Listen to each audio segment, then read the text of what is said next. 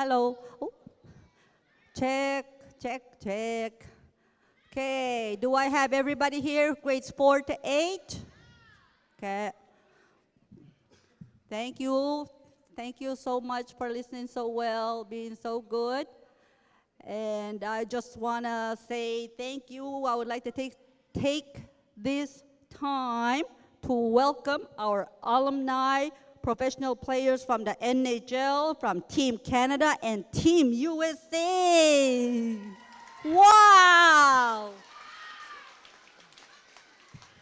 And from my very own Montreal Canadian, John Shabbat.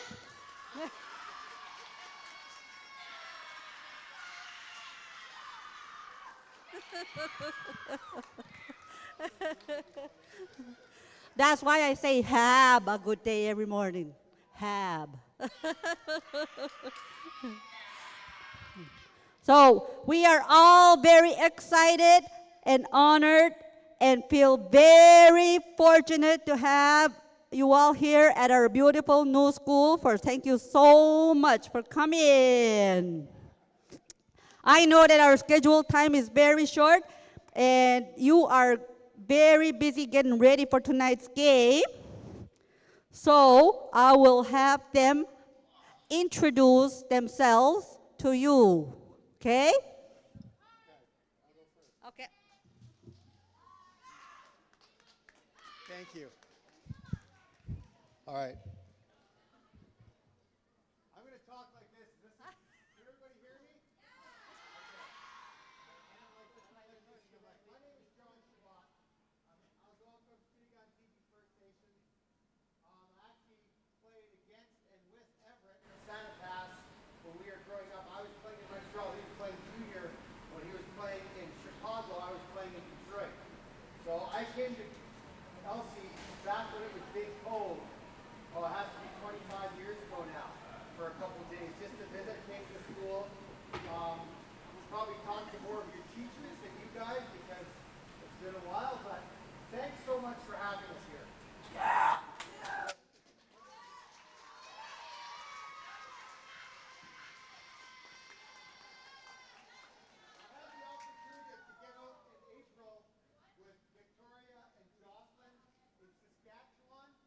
I haven't seen Blair in 2.5 years because the last trip we did as an alumni, the next day the country closed down.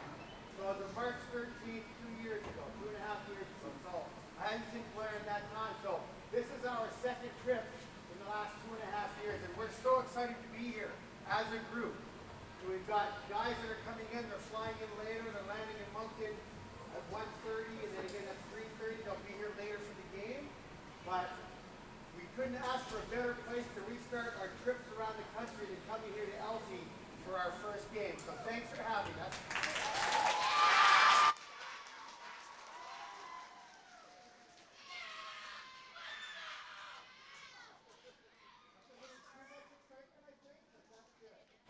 Better too much or not enough.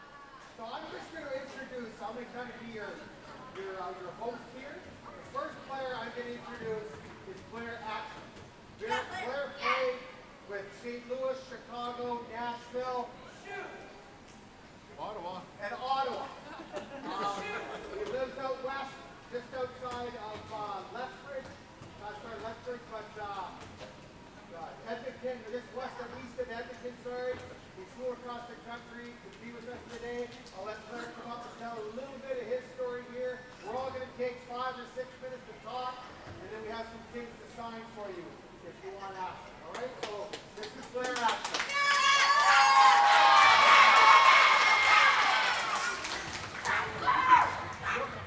John was close from where I am, about in Edmonton. Want the mic? If you want, Blair. Use the microphone. John had it wrong. I'm not from Edmonton. I am from Saskatchewan. I'm a First Nations from Sweetgrass First Nation in near North Battleford, Saskatchewan is my home reserve. I played my junior hockey out in Moose Jaw in the Western Hockey League. Was drafted by the Hartford Whalers back in 1989, long before you guys were born. I was fortunate to meet up with John here about 4 years ago and started these tours to meet communities like yourself all through the Yukon and the Northwest Territories. It's been a lot of fun, and when he called for this trip, I was very excited to get back on the road with him and to meet these Olympic girls, also to be part of our group. I think John and I were discussing on the way up the nice, how hockey has evolved, and hockey is for everyone, and it's the most fitting part to have the girls included in our tour, because the game is for everyone, and it's just a really an exciting time for the group as a tour to be able to bring the women's hockey into your communities and be able to, for you guys to see it firsthand. So I'd like to thank you for inviting us. Looking forward to the ice clinics this afternoon and the big game tonight. So next would be, oh, Johnny's got it. All right, so next we're going to have Victoria Bach. Victoria's played for Team Canada at the last 2 World Championships, winning gold medals both times. Her and I crossed paths about 2 years ago now, as we were moving forward with First Assist, kind of in the pandemic, not knowing what to do. My colleague, partner, got in contact with Victoria. She's done some virtual stuff for us, and she's also played some games with the alumni. So Victoria is a Mohawk from Tyendinaga First Nations, which is just kind of halfway between Ottawa and Toronto. Grew up playing hockey in that area, but I'll let her talk more about herself. So here we have Victoria Bach.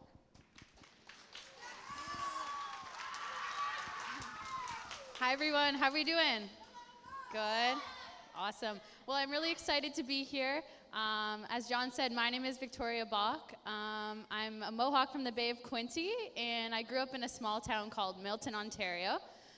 So I'll give you a little bit of my hockey background, but I started playing hockey pretty late compared to most of my peers. I grew up playing soccer, I was really into lacrosse, and I started playing hockey when I was 8 years old. So pretty late. So I'm telling all of you this because it doesn't matter how old or how young you are. If you're really passionate about something and you work really hard, you can do anything you want if you put your mind to it. So I started playing hockey because I watched Team Canada play on TV, and I really wanted to be on Team Canada. So every day I was outside on the ponds working really hard, and I made my first rep team when I was 10 years old. And from there, the rest was kind of history. I fell in love with the game of hockey every time I got to go on the ice. It was the place I wanted to be. And from there, I ended up going to school. I went to Boston University, which was a really fun experience. So I got to play hockey there. And I was actually the first person in my family to get to go to university. So that was really exciting for not only me, but for my family as well. And after that, I went to play in the CWHL, which was our professional league at the time. And I got the chance to play with Joss, which was amazing. And after that, I got asked to go play on the national team, which was really cool. Obviously, I said I started playing hockey because I wanted to be on Team Canada and I wanted to represent my country. So to get the chance to play at my first World Championships was really exciting. And after that, I got asked to go to centralization, which was a tryout for the Olympics. Now, growing up, hockey has never really been easy for me. I've had to work really hard. I've faced a lot of adversity. As you can see, I'm not the tallest person, so I faced a lot of adversity in hearing people say that I wasn't going to make it anywhere because I was too small and my style of play wasn't good enough. And I think I really just used that as motivation to work really hard and make sure that I was getting in the gym, I was working out, I was getting stronger, and I really believed in myself. And if that's one thing I can leave all of you with today is with anything that we do, we're all going to face adversity, we're going to face our ups and we're going to have our downs, but just making sure that you really believe in yourself. And I continue to push through and recently just won a gold at the World Championships in Denmark. So that's kind of a little bit about my journey, and I'm really excited to get to meet all of you today. So thank you. All right, thanks, Victoria. So next in line, we have Abby Rock. Abby is Ojibwe from Sault Ste. Marie, Michigan. I think her family is from Ontario, though, right? So her family's from Ontario. She went to school, played hockey in the States, and now she plays for the U.S. national women's team. I'll let her talk of herself. I know more, but I think I will cut into her speaking time if I take too much.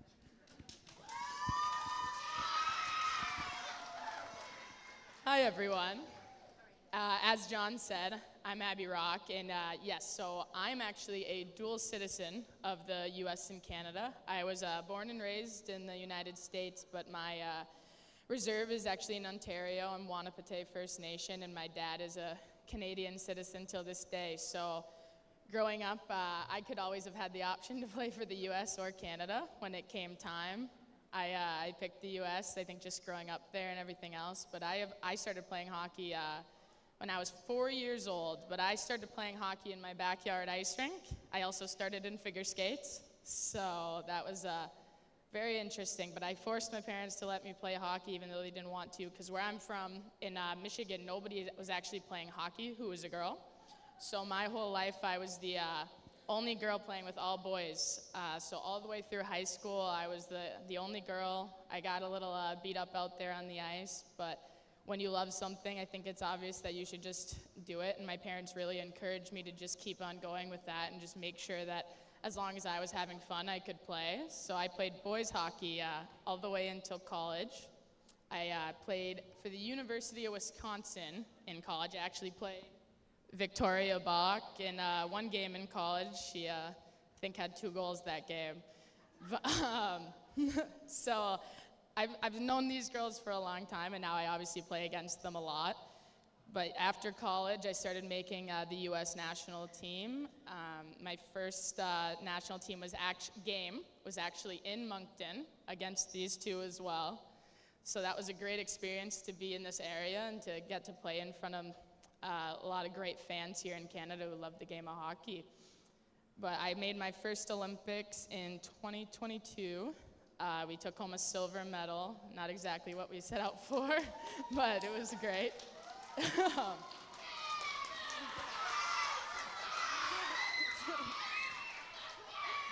you.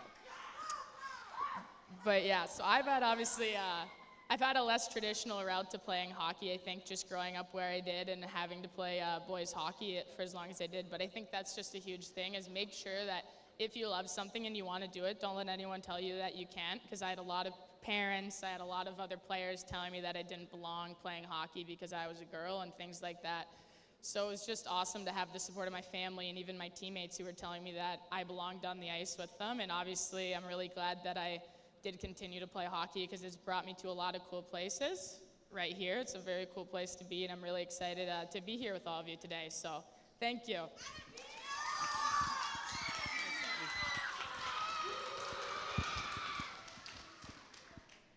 So I'll wrap it up at the end, but now we're going to have Jocelyn the Rock speak. Jocelyn has been with our national team for quite a few years, has played in a number of Olympics, a number of World Championships. I've had the opportunity to get to know her over the last 6 months. Last month we were in Grassy Narrows First Nations at a ball hockey tournament, which was a pretty good time. She's got a great story, and I'll let her tell it now, but here you go, Jocelyn the Rock. Hi, everyone. I love the energy. This is awesome. So thank you for having us. We're really excited to be here today. I just want to share a little bit about my journey growing up, and hopefully, some lessons that I learned can help you throughout your journey. So I started playing hockey when I was 5. I grew up just outside of Winnipeg in a pretty small community there, and as soon as I started playing hockey, I knew that I loved it.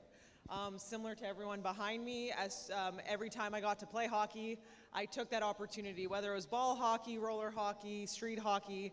I knew that I loved the sport. And when I was young, my dream was always to play in the NHL. I didn't even know that women's hockey existed. I was the only girl my age that was playing hockey. So it's wonderful how much the sport of women's hockey has grown. There's still a lot of room for growth, and myself with Abby and Victoria and numerous hockey players around North America are working really hard to start a pro women's league. But when that first Olympics for women's hockey was on TV in the '98 Olympics, I remember just being glued to the TV. I watched every single game. Unfortunately, U.S. beat Canada in the gold medal, but I was still in awe of all of those athletes. So that's when my dream started of one day representing Canada. I think it's a common thing that people assume that, NHL players or Olympic athletes were always good at their sport. But I can tell you that that's not the case. As soon as I started playing hockey, every year we always had tryouts. And it wasn't until I was 14 that I made my first A team. So every year I was told that I wouldn't be on the A team for like 7 or 8 years. And I remember thinking, if I want to play on Team Canada one day, what are my chances if I can't even make my local hometown of 1,500 people that top team? So it would get me discouraged. I remember feeling sorry for myself, thinking, how am I ever going to achieve my dreams if I can't even make the A team of my small town? And fortunately enough, my parents were really supportive, and they challenged me. And they would challenge me and say, well, what are you going to do about it? And we would sit at the table and we'd write down all the areas that I needed to improve in, and there were a lot. One really quick example was my shot. My shot was not very good. So every day I would shoot pucks, and I would see that, after night of shooting, that, my shot was getting better. So at a really young age, I learned that if you work hard, over time, you'll get better. And that's a really simple concept that I've used in all areas of my life. So it's really important to find the thing that you love and to work super, super hard at it, and good things can happen. So we're just really excited to be here with you guys today. We're excited for the game tonight, and thank you so much for having us.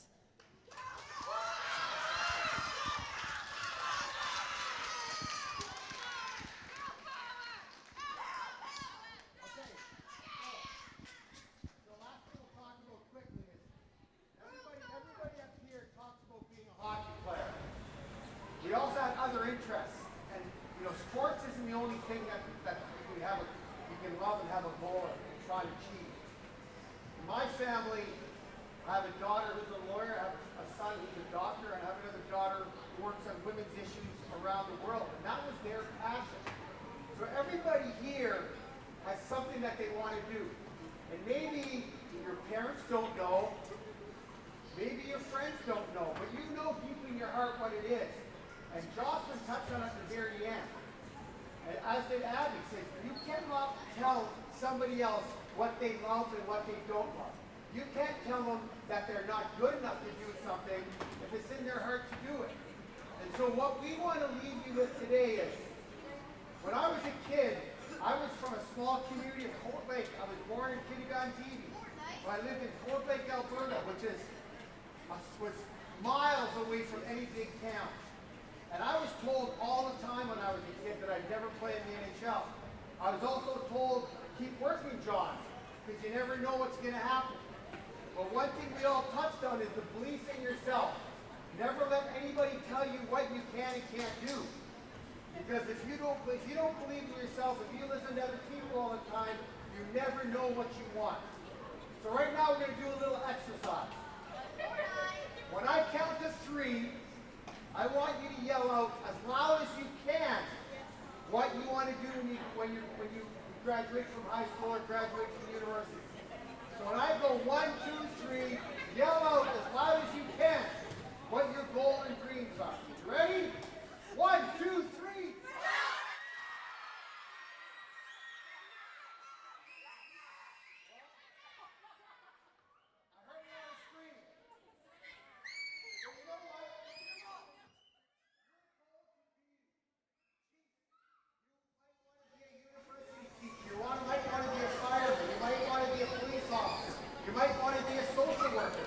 But once you yell that out and you scream it, now it's out there. And now it's up to you to achieve it. It's up to you to go after it. Nobody can tell you can't do something, especially saying something like, oh, you can't do something. You're from Elsipogtog, it's the middle of nowhere. We all come from small towns. We all come from the middle of nowhere. And we all made it to where we wanted to go because we believed in ourselves and we worked hard. Every day we did something to get a little bit better. And And when I was your age, I didn't know I was going to play in the NHL. I didn't know going out in the outdoor rink and playing hockey with my brother was going to lead me to the NHL. But I was working on it every day.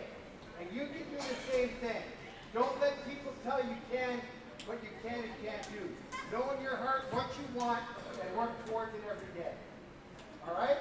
So now, we're going to have a couple question and answers. Whoever has a question, let me know. We'll bring up the mic. Somebody will bring the mic to you. You can ask anybody here a question.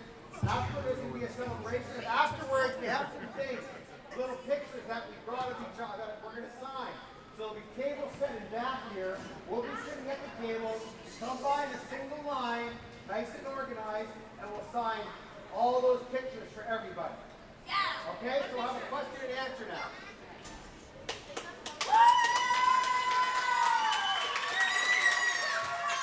Put your hand up if you have a question to ask, and I will pass on the microphone to Kylie. Put your hand up if you have a question that you want to ask one of our hockey players. Oh, back there. Oh, that's kind of there. She's director.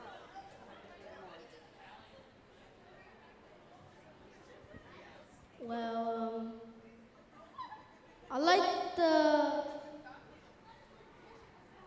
the Montreal Canadiens. That's what I want to say.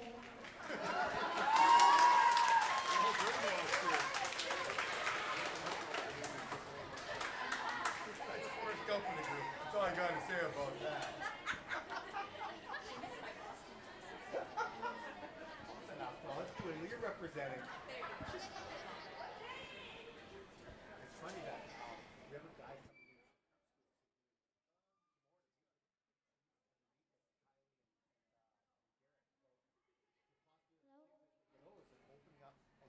How is it like being a hockey? How is it like being a hockey player? Who wants to answer that? How was it like being a hockey player? It's a lot of fun. I mean, all of us have the passion. We love the sport. And I know for myself, I just feel really fortunate to be able to play the sport that I love for as long as I have. So it's awesome. Okay, I'll answer that also. Sorry. It's also really hard because with the women, when they get to the Olympics, World Championships, there's a bunch of women that want to replace them. When Blair and I got to the NHL, there was a bunch of people that wanted to replace us. So as hard as you work to get there, you got to work harder to stay there. And that's the most difficult thing. When we start playing hockey, there's not many days that we feel 100%. We've always got bumps and bruises, cuts, broken bones, and we just kind of work through it. It becomes second nature. So being an NHL player, I wouldn't trade it for the world. But also I understand how hard it was to be an NHL player and how nothing is given to you.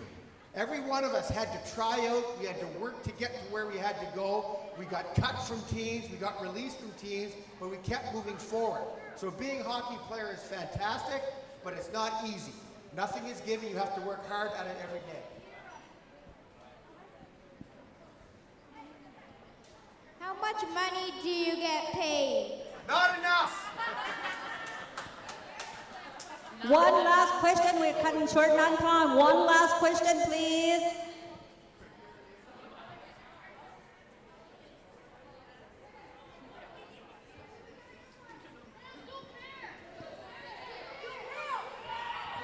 Hello. What is your worst injury? Who wants to take that? Worst injury? Worst injury? I can answer that one. I've had a couple this year. The one I just had is I was playing against these two girls in a game down in the States, and a girl actually fell on my ankle. So all of the little muscles that make your ankle able to do this in my foot tore. So I had to get surgery on that to come back to play. Then if you want to hear about the funniest injury I've ever had, we were just at the World Championships, and I was warming up before the game, and we were outside, and there was a soccer net, and the wind blew over the soccer net, and it landed on my other foot. So I hurt my toe there. But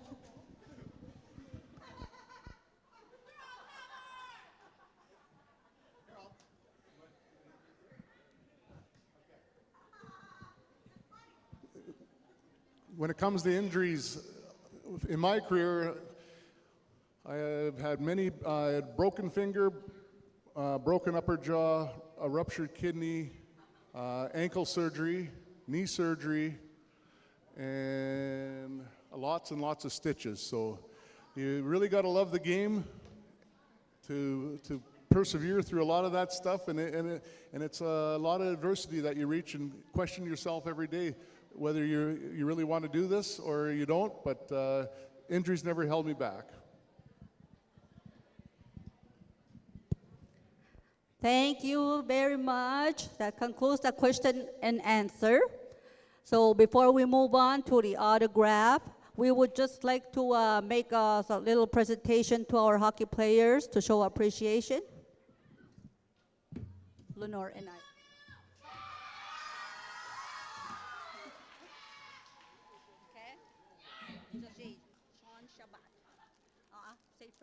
Okay. As part of our Mi'kmaq traditions, we would like to gift you some of our sage and a smudge bowl. Sage is one of our 4 sacred medicines, and we thank you for sharing your knowledge and expertise to our students. Walaliek. John Shabbat.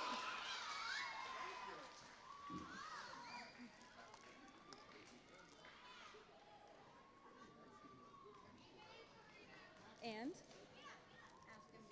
What's your name? Blair Achinum. Probably get it wrong. I'll probably get it wrong.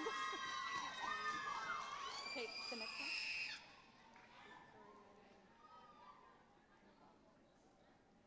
Victoria Bach.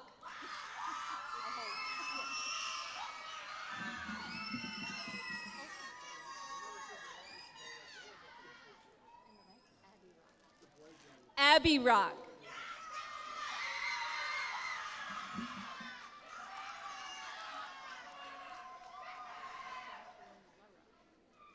And Jocelyn LaRock.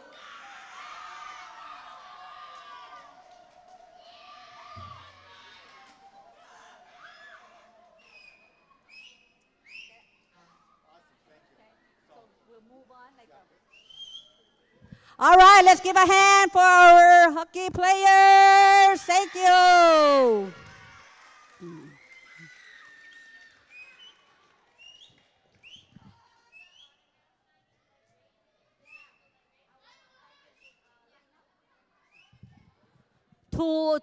To get the autographs, boys and girls, we want to line up by grade. So grades 4.